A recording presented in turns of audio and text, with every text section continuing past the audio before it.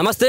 మనం ఓయూలో ఉన్నాం. ముఖ్యంగా విద్యార్థులకు పాఠాలు చెప్పాల్సినటువంటి ప్రొఫెసర్లు ఈరోజు రోడ్డెక్కి వాళ్ళ సమస్యలను పరిష్కరించాలంటూ గవర్నమెంట్కి మొరబెట్టుకుంటా ఉన్నారు. గతంలో కాంగ్రెస్ పార్టీ మేనిఫెస్టోలో పెట్టినటువంటి విధంగా వాళ్ళ యొక్క ఉద్యోగాలను రెగ్యులరైజ్ చేస్తామని చెప్పేసి హామీ ఇవ్వడం జరిగింది. మరి ఇప్పుడు కాంగ్రెస్ పార్టీ మర్చిపోవడం జరిగింది. వాళ్ళని ఒకసారి గుర్తు చేద్దాం. ఖచ్చితంగా చాలా సందర్భాల్లో మా యొక్క సమస్యలను ప్రభుత్వం దృష్టికి తీసుకెళ్ళినప్పుడు కూడా ఎక్కడేసినటువంటి గొంగడి అక్కడే ఉన్నటువంటి తీరుగా మా సమస్యలు పేరుకుపోయినాయి. ఖచ్చితంగా మా సమస్యలను పరిష్కరించేంత వరకు మేము ఈ దీక్ష విరమింపజేయమని చెప్పేసి ఈ రోజుకి 7వ రోజు వీళ్ళు ఓయూలోనే వాళ్ళు దీక్షలు చేస్తూ ఉన్నారు. ఉన్నటువంటి రాష్ట్రంలో ఉన్నటువంటి 12 యూనివర్సిటీల్లో ఎక్కడికక్కడ అధ్యాపకులు ప్రొఫెసర్లు అందరూ కూడా వాళ్ళందరూ కూడా ధర్నాలు చేస్తున్నారు. ఒకసారి మనం మాట్లాడదాం. మనతో పాటు చాలా మంది ప్రొఫెసర్లు ఉన్నారు, అసిస్టెంట్ ప్రొఫెసర్లు. ఒకసారి మాట్లాడేటువంటి ప్రయత్నం చేద్దాం. ఏంటిది మేడం మీ యొక్క ప్రధానమైనటువంటి సమస్య ఏంటి? మీరు ప్రభుత్వానికి ఏం చెప్పదలుచుకున్నారు? మా మెయిన్ డిమాండ్ ఒక్కటే ఉంది. ఆ కొత్త డిమాండ్ కానే కాదు, చాలా సంవత్సరాల నుంచి మేము ఒక్కటే డిమాండ్ ఏం చేస్తున్నామంటే అన్ని యూనివర్సిటీస్లో పని చేస్తున్న కాంట్రాక్ట్ టీచర్ సర్వీసెస్కి రెగ్యులరైజ్ చేయాలి. మాది ఒక్కటే డిమాండ్, అటు లేదు ఇటు లేదు. మళ్ళీ 7th ఏప్రిల్ నుంచి మేము ఆ ప్రొటెస్ట్ స్టార్ట్ చేసినాము. 19th ఏప్రిల్ నుంచి ఇండెఫినెట్ స్ట్రైక్కి మేము స్టార్ట్ చేసినాం. అయినా కూడా ఇప్పటి వరకు ఏది కాంక్రీట్ ఆన్ పేపర్ యాక్షన్ మాత్రం ప్రభుత్వం వైపు నుంచి రాలేదు. సో ఏంటి మరి ఈ రోజుకు 7వ రోజు అవుతా ఉన్నది. మీరు ఎన్ని రోజుల పాటు ఈ సమ్మెను మీరు ఏమన్నా డెడ్ లైన్ పెట్టుకోవడం జరిగిందా? మీరు ప్రభుత్వానికి ఏం చెప్పదలుచుకున్నారండి? మరి మేము ప్రభుత్వంకి ఒక్కటే చెప్పాలనుకుంటున్నాము, తెలంగాణ రావడానికి మేమందరం కూడా సకల జనరల్ సమ్మె రకరకాల ప్రొటెస్ట్లో మేమందరం పార్టిసిపేట్ చేసాం. యూనివర్సిటీ టీచర్స్ అందరం ఉన్నాము. అయితే అప్పుడు ఏం ప్రామిస్ చేశారు? నీళ్లు నిధులు నియామకాలు చెప్పారు కదా. మేము అదే అడుగుతున్నాం, కొత్త విషయం ఏం అడగట్లేదు. రెగ్యులరైజేషన్ అయ్యే వరకు మా దగ్గర ఇంకేం దారి లేదు. ఎందుకంటే మీరు రిక్రూట్మెంట్ చేసి కొత్త వాళ్ళకి తీసుకొస్తే మళ్ళీ మేము ఎక్కడ పోవాలి? అయితే అందుకోసమే మా సమస్యలు సాల్వ్ చేసిన తర్వాత రిక్రూట్మెంట్ చేసుకోమని మేము ముఖ్యమంత్రి గారికి రిక్వెస్ట్ చేస్తున్నాం. రెండోది ఏంటంటే ఇప్పుడు ముందు తెలంగాణ వచ్చే ముందు అందరు చెప్పేవాళ్ళు ఇది ఫలా వాళ్ళు కుట్ర, ఈ ఫలా వాళ్ళు కుట్ర, అందుకోసం మీరు కాంట్రాక్ట్లో ఉన్నారు. ఇప్పుడు నేను అదే అడగాలనుకుంటున్నాను, ఇప్పుడు తెలంగాణ వచ్చిన తర్వాత ఎవరు కుట్ర ఇది? ఇప్పుడు తెలంగాణ వచ్చిన తర్వాత కూడా మేము రోడ్డు మీద ఎందుకు ఉన్నామని ఈ ప్రశ్న ఈ వేదిక నుంచి నేను అడగాలనుకుంటున్నాను. మేడం మీరేం చెప్తారు? ఆల్రెడీ రిటైర్మెంట్కు దగ్గరకు వచ్చినట్టుగా ఉంది. సో ఎన్నేళ్ళ నుంచి మీరు కాంట్రాక్ట్ బేస్లో పనిచేస్తూ ఉన్నారు? నేను గత 26 సంవత్సరాల నుంచి కాంట్రాక్ట్ అధ్యాపకులుగా పనిచేస్తున్నాను. నా పేరు ప్రియా కుమారి, జువాలజీ అసిస్టెంట్ ప్రొఫెసర్గా పనిచేస్తున్నాను కాంట్రాక్ట్ సిస్టంలో. ఏ రోజుగా ఆ రోజు ఎప్పటి నుంచి నేను జాయిన్ అయ్యానో అప్పటి నుంచి కూడా ప్రతిరోజు ఒక దినం ఒక గండంలాగా గడుస్తుంది. యూనివర్సిటీస్ని నమ్ముకొని ఎందుకున్నామంటే ఏదో ఒక రోజున మేము చదివిన యూనివర్సిటీలో మాకు ఉద్యోగ భద్రత దొరుకుతుంది, మేము ఇక్కడే ఒక రెగ్యులరైజ్ అయ్యి ఒక గౌరవప్రదమైన పదవిలో మేము ఉంటామన్న ఒక హోప్, ఒక నమ్మకంతో ఉన్నాము.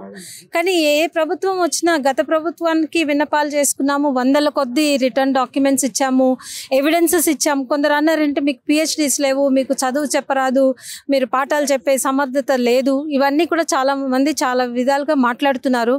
ముఖ్యంగా మాకు హెడ్గా ఉన్న వైస్ ఛాన్సలర్స్ లేదా చైర్పర్సన్ కానీ తప్పుడుదోవ పట్టిస్తున్నారని మాకు అనుమానంగా ఉంది. ఎందుకంటే ఇన్ని రోజులు మేము PhDs చేసి నెట్ స్లెట్ ఉండి క్వాలిఫైడ్ అయ్యి ఇన్ని సంవత్సరాలు బోధన చేస్తున్నప్పుడు అప్పుడు లేని అభ్యంతరం ఇప్పుడు ఎందుకు వెళ్ళబుచ్చుతున్నారు? మాకు ఒక అర్థం కాని ప్రశ్న.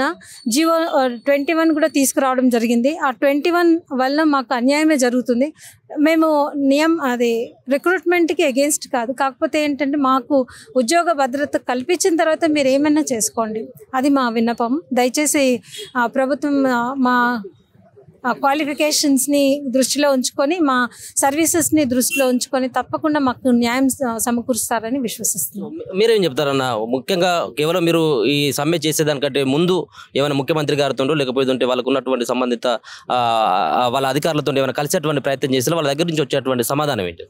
మేము ముఖ్యమంత్రి గారిని కలిసినాం, దాదాపు మంత్రులందరినీ కలిసినాం, హైయర్ ఎడ్యుకేషన్ కౌన్సిల్ చైర్మన్ గారిని, వైస్ చైర్మన్ని 100ల సార్లు కలిసినాం, ఎడ్యుకేషన్ కమిషన్ చైర్మన్ గారిని, మెంబర్స్ని 100ల సార్లు కలిసినాం.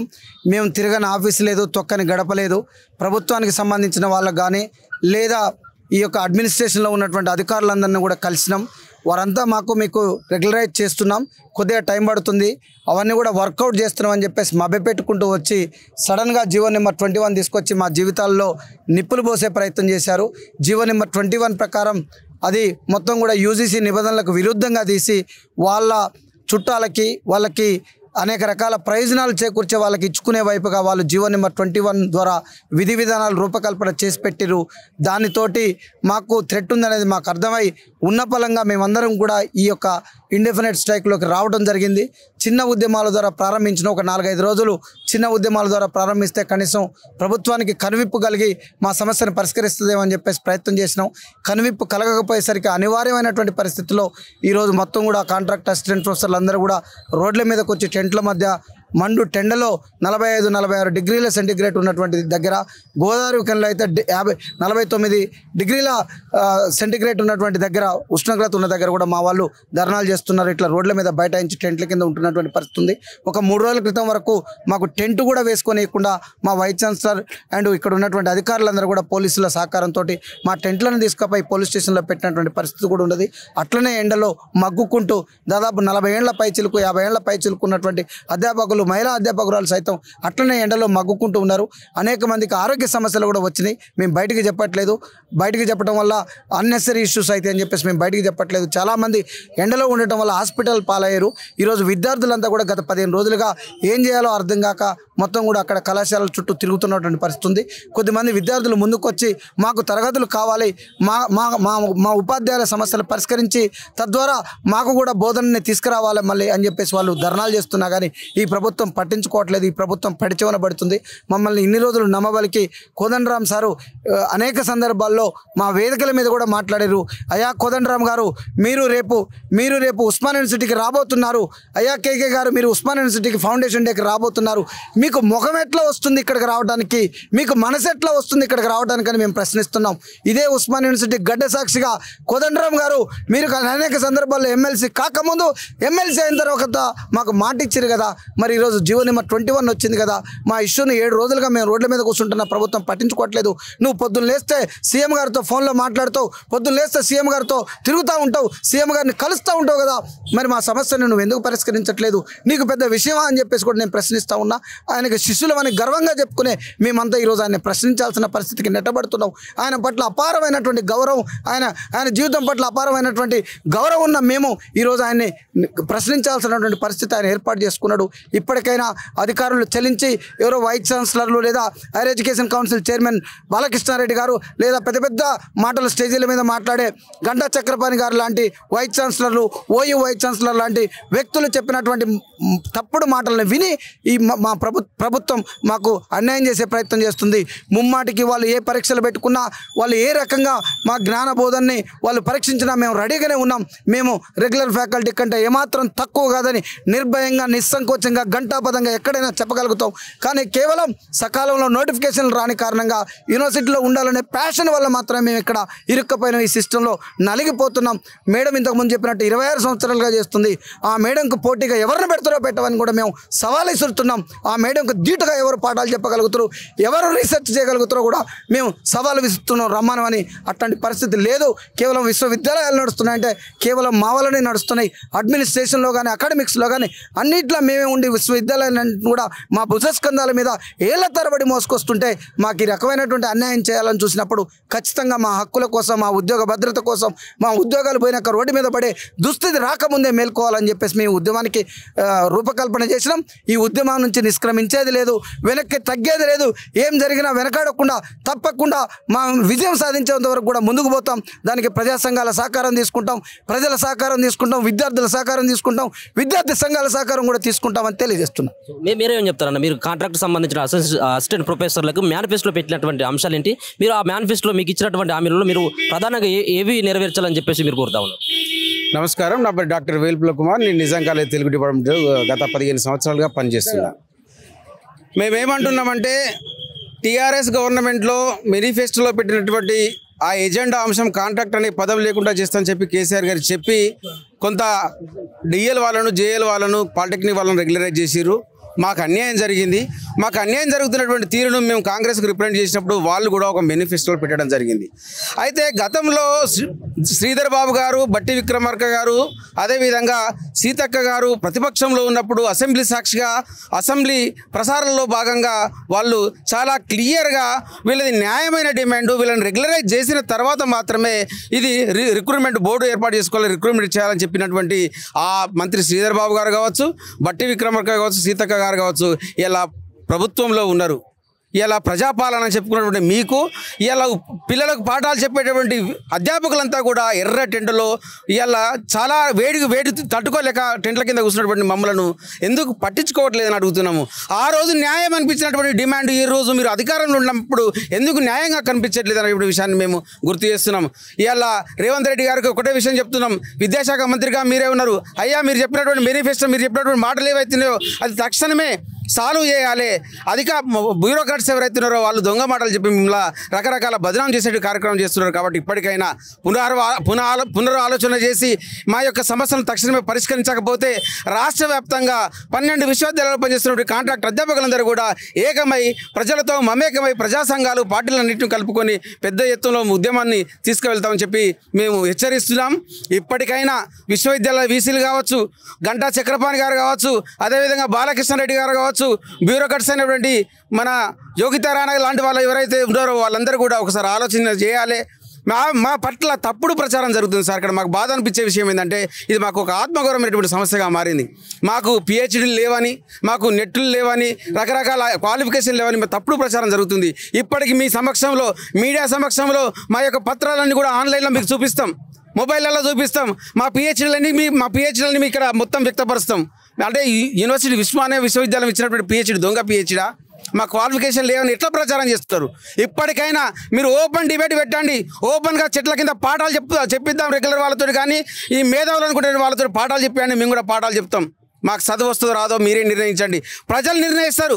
ప్రజాక్షేత్రంలో నిలబడదాం. ఎవరికి పాఠాలు వస్తాయి, ఎవరికి పాఠాలు రావో వాళ్ళే తేల్చి చెప్తారు. ఇట్లాంటి తప్పుడు ప్రచారాలను మానుకొని వాళ్ళు చెప్పేటువంటి తప్పుడు ఆలోచనలు పక్కన పెట్టి ఇప్పటికైనా ఒక మంచి మనసుతోటి, ఒక సదుద్దేశంతో యూనివర్సిటీలో పనిచేస్తున్నటువంటి 1250 కుటుంబాలను ఆదుకోవాల్సిందిగా ముఖ్యమంత్రి గారికి విజ్ఞప్తి చేస్తున్నాం. Thank you. మీరేమని చెప్తారన్న? ఆల్రెడీ 7 రోజులు అవుతుంది, ప్రభుత్వం నుంచి ఎటువంటి స్పందన లేదు. సో మీ కార్యాచరణ రేపు ఏ విధంగా ఉండబోతా ఉన్నది? తెలంగాణ వస్తే మా బతుకులు బాగుపడతాయి అని చెప్పి తెలంగాణ ఉద్యమం కోసం మేమందరం కూడా ఇవాళ కాంట్రాక్ట్ అధ్యాపకులుగా ఉన్నటువంటి వాళ్ళందరం అప్పుడు తెలంగాణ ఉద్యమంలో కీలకంగా పనిచేసినటువంటి వాళ్ళమే. అయితే తెలంగాణ వచ్చి ఇన్ని సంవత్సరాలైనా కూడా సరే టీఆర్ఎస్ ప్రభుత్వంలోనే రెగ్యులరైజ్ అవుతామని వాళ్ళు హామీ ఇచ్చి వాళ్ళు మోసం చేసిరు. మా కాంగ్రెస్ మీద ఒక నమ్మకం కొద్ది వాళ్ళు మేనిఫెస్టోలో పెట్టిరు కాబట్టి ఆ నమ్మకంతో మేము ఇవాళ వరకు కూడా ఆశతో ఉన్నాం. ఖచ్చితంగా మేము ముఖ్యమంత్రి గారిని కోరేది ఒకటే, ఇవాళ ఇక్కడ ఉన్నటువంటి తెలంగాణ వ్యాప్తంగా ఉన్న 12 యూనివర్సిటీల్లో పనిచేస్తున్నట్టు కాంట్రాక్ట్ అధ్యాపకులు వాళ్ళందరూ రోడ్ల మీదకి వచ్చిరు. ఇలా విద్యా వ్యవస్థ చిన్న భిన్నమైనటువంటి పరిస్థితి ఉంది. ముఖ్యమంత్రి గారు తక్షణమే దీనిపైన దృష్టి కేంద్రీకరించి తక్షణమే మా సమస్యను పరిష్కరించాలా. రెగ్యులరైజ్ అనేటువంటి మా ప్రాథమిక ధ్యేయం అనేటువంటి చెప్తున్నాం. అది ఒకవేళ కొంత అంటే టైం తీసుకునేటటువంటి క్రమంలో ఖచ్చితంగా ఒక ఉద్యోగ భద్రత, basic plus DA plus HRA plus ఇంక్రిమెంట్తో కూడినటువంటి ఒక ఉద్యోగ భద్రత తక్షణమే కల్పించి దీన్ని 1-2 రోజుల్లో ఈ సమస్యను పరిష్కరించకపోతే ఇవాళ తెలంగాణ వ్యాప్తంగా ఉన్నటువంటి ఇవాళ అధ్యాపకులు వచ్చిరు, అధ్యాపకులు అమ్మడి ఉండేటువంటి విద్యార్థులు కూడా రేపు రోడ్లెక్కేటటువంటి పరిస్థితులు వస్తున్నాయని చెప్పి మేము ముఖ్యమంత్రి గారిని ఇప్పటికి కూడా మేము ఒక ఆశావాద దృక్పథంతోనే మిమ్మల్ని రిక్వెస్ట్ చేస్తున్నాం. సార్, దయచేసి మా సమస్యను పరిష్కరించండి. లేకపోతే మాత్రం రానున్న రోజులలో అన్ని యూనివర్సిటీలో ఉన్నటువంటి అధ్యాపకులు ఖచ్చితంగా దీన్ని తీవ్రతరం చేస్తాం. మేము ఎట్టి పరిస్థితుల్లో ఈ ఉద్యమాన్ని మేము ఆపమని చెప్పేసి ఈ సందర్భంగా ప్రభుత్వానికి హెచ్చరిస్తూ సెలవు తీసుకుంటున్నాం. సార్, మీరు ఎన్నేళ్ళు అవుతుందన్న పని చేయబట్టి మీరు కాంట్రాక్ట్ బేస్లో? ఇది 23rd ఇయర్. నా పేరు శ్రీనివాస్, ఇంగ్లీష్ డిపార్ట్మెంట్. మొదటగా 20 years సర్వీస్ ఉన్న వాళ్ళు యావరేజ్గా తీసుకుంటే వాళ్ళకు క్వాలిఫికేషన్స్ ఆటోమేటిక్ వచ్చేసినాయి. క్వాలిఫికేషన్స్తో పాటు పెద్ద క్వాలిఫికేషన్ ఏంటంటే సస్టైన్ కావడం. ఒక ఉద్యోగంలో ఎటువంటి నెగిటివ్ లేకుండా సస్టైన్ కాకుండా ఉండడమే పెద్ద క్వాలిఫికేషన్. ఎంతోమంది విద్యార్థులు ప్రపంచవ్యాప్తంగా సెటిల్ అయిపోయినారు, రైట్. అయితే గత ప్రభుత్వంలో అంటే టీఆర్ఎస్ ప్రభుత్వంలో 10 years వెయిట్ చేశాము. కానీ ఆ ప్రభుత్వంలో మాకు జరిగింది ఒకటి ఉంది, అది ఒప్పుకోవాలి. 75% హైక్ అనేది టీఆర్ఎస్ ప్రభుత్వంలో జరిగింది. ఆ తర్వాత కూడా ఒక రిజల్ట్ వచ్చే క్రమంలో ఎవరి ప్రోద్బలంతోనో తెలియదు, కానీ ఆ ఫైల్ జేఎల్ రెగ్యులర్ అయిపోయారు, డిఎల్ రెగ్యులర్ అయిపోయినారు, పాలిటెక్నిక్ లెక్చరర్స్ రెగ్యులర్ అయిపోయినారు. మా ఫైల్ వచ్చే వరకు అది కదలకుండా ఉన్నది. అంటే ఎవరు అదృష్ట శక్తులు పనిచేస్తున్నారు, ఆ రీజన్ కూడా చెప్పారు. మీది కాదు అన్నప్పుడు ఇందాక మనం మాట్లాడుకున్నాం. డిగ్రీ లెక్చరర్ కూడా యూజీసీ కిందికి వచ్చినప్పుడు యూనివర్సిటీ టీచర్లకు యూజీసీ ఎట్లా అడ్డం వచ్చింది? అది యూజీసీ చైర్మన్ గారు కూడా గతంలో విమెన్స్ కాలేజ్ కోటిలో చెప్పడం జరిగింది. ఒకవేళ యూజీసీ ఎక్కడైనా అడ్డం అయితే యూజీసీ డెఫినెట్గా దానికి సొల్యూషన్ ఇస్తుంది అని చెప్పిండ్రు. Let the proposal come from the government of Telangana, then we will show you the reason for clearing the issue అని వచ్చింది. సో అన్నప్పుడు ఇది చాలా క్లియర్గానే ఉన్నది. 10 years అయిపోయింది. మళ్ళీ ఇప్పుడు సరే వేరే వేరే కారణాల వల్ల గవర్నమెంట్ పోయింది. ఇప్పుడు ఈ గవర్నమెంట్ వచ్చినప్పుడు వాళ్ళ మేనిఫెస్టోలో పెట్టారు, అది సంతోషం. సో మేనిఫెస్టోలో పెట్టినప్పుడు మా బాధ్యత ఏంటంటే దాన్ని రిమైండ్ చేయడమే. ఇంకొక అదృష్టం ఏంటంటే ముఖ్యమంత్రి గారే సాక్షాత్తు విద్యాశాఖ మంత్రి. అయితే మాకు ముఖ్యమంత్రిగా టైం ఇవ్వనవసరం లేదు, కానీ విద్యాశాఖ మంత్రిగా మాకు టైం ఇచ్చి డైరెక్ట్ ఒక మీటింగ్ పెడితే ఒకటే మీటింగ్లో ఈ 20 ఏళ్ల సర్వీస్కి సొల్యూషన్ రావచ్చు. ఇది మీ ఛానల్ ద్వారా మేము ముఖ్యమంత్రి గారు చెప్పేది ఏంటంటే, ఒక విద్యాశాఖ మంత్రిగా మీరు టైం తీసుకొని ఈ 23 సంవత్సరాల సమస్యకి మీరు సొల్యూషన్ ఇచ్చి, మీరు ఎట్లయితే అంతకుముందు 10 సంవత్సరాలను పడిన సమస్యలకు ప్రతి ఒక్కటి చేస్తున్నారు, రకరకాల కొత్త స్కీములు వచ్చినాయి, మేనిఫెస్టో ఇంప్లిమెంట్ చేస్తున్నారు, అందులో మా సమస్యను యాడ్ చేసి సొల్యూషన్ ఇస్తే క్రెడిట్ మీకే వస్తుంది. ఎందుకంటే ఇప్పుడు తెలంగాణ రాష్ట్రం అంతా కూడా ఈ కాంగ్రెస్ ప్రభుత్వం వైపే చూస్తున్నది. ఇప్పుడు చూస్తే క్రెడిట్ వీళ్ళకే వస్తుంది. ఇప్పుడు వేరే పార్టీల ఎమ్మెల్యేలు ఎంపీలు కూడా మా సమస్యకు మద్దతు తెలుపుతున్నారు కూడా. ఇంకేం కావాలి? సో మేము వాళ్ళ మద్దతు కూడా తీసుకుంటున్నాము. ఇప్పుడు పాయల్ శంకర్ గారు కానీ, ఇంకా వేరే ఆర్ కృష్ణయ్య గారు కానీ, వీరందరూ కూడా మద్దతు తెలుపుతున్నారు. వేరే సిపిఐ ఎమ్మెల్యేలు కానీ, ఇంకా అన్ని పార్టీల ఎమ్మెల్యేలు కూడా మద్దతు తెలిపినప్పుడు ఇంకా అడ్డేం కనబడుతుంది? సో గవర్నమెంట్కి, మన ముఖ్యమంత్రి గారికి, మన విద్యాశాఖ ముఖ్యమంత్రి గారికి ఒకటే విన్నపం, మీరు ఒక మీటింగ్ పెట్టేసి మాతో ఒకటే మీటింగ్లో మీరు సొల్యూషన్ ఇచ్చి ఈ 10-20 సంవత్సరాల సమస్యకు సాధన చేయాలని విజ్ఞప్తి చేస్తున్నాం. మీరు ఎక్కడ పాఠాలు చెప్తున్నారు మేడం? ఎన్ని సంవత్సరాలుగా? నేను గత 15 సంవత్సరాలుగా ఇక్కడ జాబ్ చేస్తున్నాను. నేను ఉస్మానియా యూనివర్సిటీలో, నేను ఆర్ట్స్ కాలేజీలో ఆర్కియాలజీ డిపార్ట్మెంట్లో అసిస్టెంట్ ప్రొఫెసర్గా పనిచేస్తున్నాను. ఇక్కడ నా పేరు జయశ్రీ. మా విన్నపం ఒక్కటే ప్రభుత్వానికి, 14 సంవత్సరాల నుంచి 26-27 సంవత్సరాల అనుభవం ఉన్న మేధావి వర్గం అంతా కూడా ఇక్కడ ఉన్నారు. మా విన్నపం ఏంటంటే ప్రభుత్వానికి మమ్మల్ని రెగ్యులరైజ్ చేయాలని చెప్పేసి కోరుకుంటున్నాం. ఎందుకంటే యూజీసీ టైం స్కేల్లో ఫిట్ కాదు అని అంటున్నారు. మేము ఎందుకు ఫిట్ కాదని అడుగుతున్నాం గవర్నమెంట్ని. మీరు అనుకుంటే అది ఒక నిమిషం కాదు అసలు. మీరు అనుకొని యూజీసీ టైం స్కేల్లో మమ్మల్ని కూడా ఫిట్ చేయాలని కోరుకుంటున్నాము. మా విన్నపం ఏంటంటే ఉన్న వాళ్ళందరినీ కూడా, మాకు సెట్ ఉంది, మాకు పిహెచ్డి ఉంది, మాకు ఒక అసిస్టెంట్ ప్రొఫెసర్కి కావాల్సిన అన్ని అర్హతలు కూడా మాకున్నాయి. కాబట్టి మాది ఒకటే విన్నపము, మా అందరినీ కూడా రెగ్యులరైజ్ చేయాలని చెప్పేసి మేము గత 7 రోజులుగా ఈ ఇండెఫినెట్ స్ట్రైక్ చేస్తున్నాము. కనీసం ఇక్కడ మా వీసీ గారు కానీ ఇతర అధికారులు ఎవరైనా కానీ కనీసం పలకరింపు కూడా లేదు. గతంలో మేము విద్యార్థులుగా ఉన్నప్పుడు మా ప్రొఫెసర్స్ అప్పుడు వాళ్ళ సమస్యల కోసం ఇక్కడ వాళ్ళు స్ట్రైక్ చేస్తున్నప్పుడు అప్పుడున్న వీసీలు పలకరించే వాళ్ళు అంట, వాళ్ళని కనీసము పలకరించి టీలు కాఫీలు కూడా ఇచ్చేవాడు. కనీసం మాకు పలకరింపు కూడా లేదు. అది చాలా బాధాకరంగా ఉంది. మమ్మల్ని జైలుకి పంపిస్తున్నారు, మమ్మల్ని ఈడ్చుకెళ్ళి వ్యాన్లో ఎత్తేస్తున్నారు. ఇవన్నీ కూడా లేడీస్ అని కూడా చూడట్లేదు ఇక్కడ. కాబట్టి ఈ చాలా రకాల ఇబ్బందులు మేము ఫేస్ చేస్తున్నాము. ఇంత ఎండలో కూడా ఇక్కడ కూర్చొని మాది ఒకటే ఒక విన్నపం గవర్నమెంట్కి, ఇది గవర్నమెంట్ వరకు మీరు తీసుకెళ్తారనే ఉద్దేశంతో మేము మాట్లాడుతున్నాము. మాదొకటే ఒక విన్నపం, రెగ్యులరైజేషన్. Thank you.